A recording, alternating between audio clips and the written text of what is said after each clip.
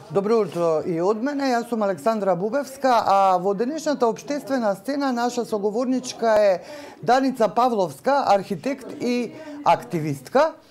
Да ја поздравам на почетокот доколку имаме добро утро. Добро утро, добро утро.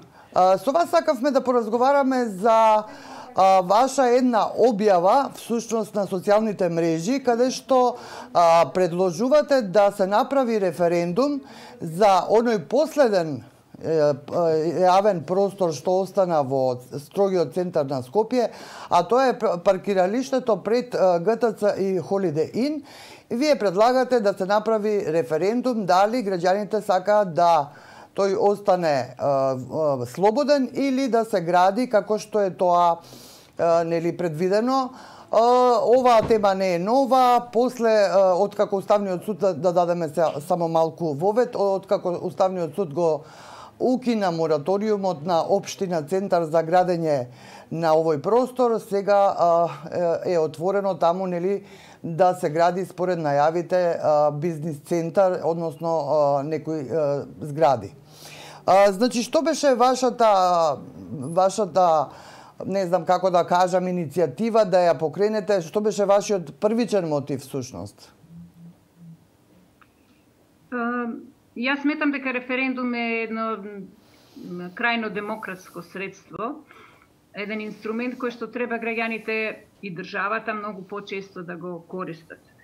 Да, имаме некое искуство со ГТЦ, меѓутоа тоа е една дополнување на нашата слика на нашата демократија. Така да, во принцип, да, мислам треба да ги има почесто, особено на локално ниво, затоа што граѓаните се тие кои што треба да учествуваат во одлучувањето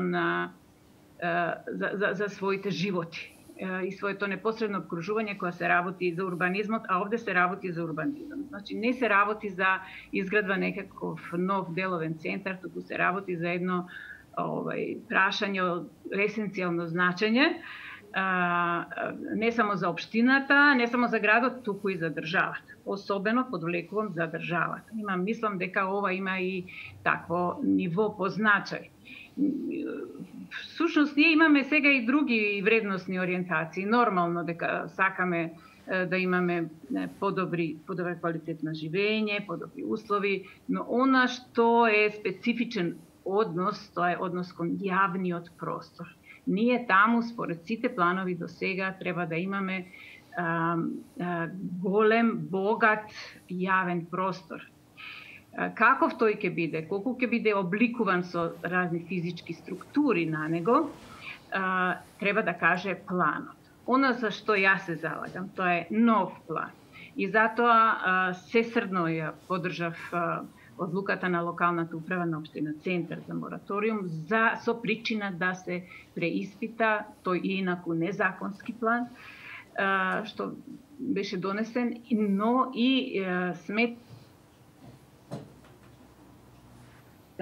е декадентно и уште повеќе што е водено со еден вулгарен интерес на профитот. Значи, вулгарен профит се гледа во се она што сега настанува како активност по одлуката на Уставниот суд. И мислам дека тука пак ние произведуваме некаков феномен што ќе го живееме долго и за кој што можеби ќе се каеме во иднина. Госпоѓо Павловска, способност на нашата неодговорност, несоодветно делување. Така. Сакам да ве прашам дали имате поддршка, бидејќи кога ја биевте битката за градскиот трговски центар, односно против неговото барокно облекување, да речеме, тогаш вие бевте председателка на Асоциацијата на архитекти. Сега не сте, но дали имате поддршка, например, од асоциацијата која во последно време често излегува со своји ставови, па често и спротивни на она што го одлучува власта? Не е тоа нешто што е спротивно на власта или едноставно Асоциацијата на архитекти има свој став, свој репрезент кој ќе го изнесе својот став. Јас знам дека зад ова моја идеја, да ја наречем иницијатива за референдум по однос на менување на планскиот документ и воопшто односот кон тој простор, стојат архитектите, урбанистите, планерите. Јас знам за тоа, сум консултирала, меѓутоа организаторски, суштински зад референдумот како голем проект треба да застане некој субјект. Дали е тоа комора или асоциација, или не можам да застанам јас сама. Во секој случај се трудам да едноставно оваа држава која што е множество на тие меѓузависни елементи и едноставно моментов што го живееме и што трае, а некако е стана ургентен, го искористиме за еден исказ граѓански чесен.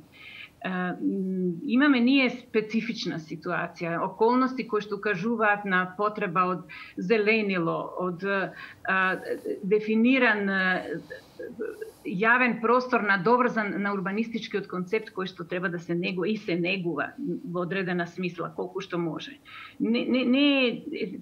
Не е работата да следиме трендови светски, па да е тоа да се тоа зелени планови. Една зелена филозофија во суштината на нашиот однос кон просторот треба да има. Тоа е разумно, логично, тоа е нормално. Да, но пред да стигнеме до таа зелена филозофија, треба веројатно уште многу работи да се завршат, бидејќи видите што се случи всушност со хотелот Парк, нели дело на македонскиот архитект Балабан, наградувано дело кое преку ноќ беше срушено. Сега такви... Да, јас во однос на тоа би кажала дека сме свесни за ниските управувачки капацитети на локалната управа и тоа не е нешто што не може да се надмине. Секогаш може државата да ускочи, нели, да помогне, да преземе одговорност и тежината, да ја сподели ако треба, ако е тоа од државен значај. За мене и Охрид е од државен значај. Меѓутоа, овој простор на паркиралиштето од Holiday Inn од секогаш бил именуван како на времето републички сквер, а сега репрезент на државата. Не можете да се однесувате така неодговорно, ја мислам и некултивирано. Значи, политичарите кои ќе дојдат на своите позиции, онакви какви што ќе ги добијат или како ќе се договорат, стануваат државници и стануваат одговорни за општото добро од државата и се очекува од нив на култивираност. Не смее ваков однос да се има кон тој простор. Не смее, неодговорен е. И затоа го поттикнувам граѓанинот да реагира. А како може да реагира? Ако нам системот ни го нуди референдумот како инструмент, ете таму да се искажеме. Тоа ќе допре до оние кои што одлучуваат и да се заустави оваа работа која што е тргната во на вистина страшен правец. Страшен, мислам, дури има нешто што е навредливо, како што е, например, парцелата на Македонска православна црква, која што треба да го отвори просторот кон Вардар, сега конкретно зборувам за тој локалитет, таја се искористува за една огромна физичка структура, зграда која што ќе го попречи тоа. Па каде е тука таа димензија на делувањето на црквата? Јас не разбирам. Како може така да се постават работите? Мислам, вулгарен профит воспоставен преку несоодветен план, можам да кажам, крајно неквалитетен, од сообраќајен аспект, од хумана димензија никаква. Мислам, се работи само за квадрати и тоа максимум квадрати. Знаете, секое време остава трага. Еве имаме Стартштад кој што е трага на едно време.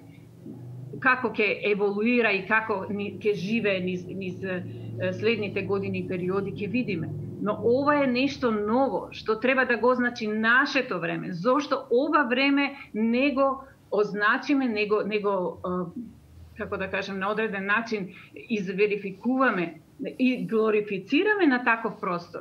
Ние го имаме, слободен е, треба само да го следиме урбанистичкиот концепт и да направиме една фина, кога мислам фина, значи рафинирана структура, која што еве и ќе ги следи потребите на градот за зеленило, како може еден Њу Јорк да има Централ парк? Зашто ние да немаме такво нешто? Еве ќе го имитираме. и тогаш тој простор ќе добие една нова димензија, висок квалитет. Еве и тие квадрати што ќе бидат малку изградени таму, ќе имат висока цена. Истиот профит ќе го добијат инвеститорите кои што во случајов дефинитивно се заслепени. Добро, ви благодарам многу и се надевам дека ова иницијатива ваша за референдум за овој простор во градот нема да биде задоцнета и нема да победи профитот како што велите вие. Ви благодарам многу за ова вклучување. Се надевам ќе се слушнеме и повторно. Повелете и друг пат.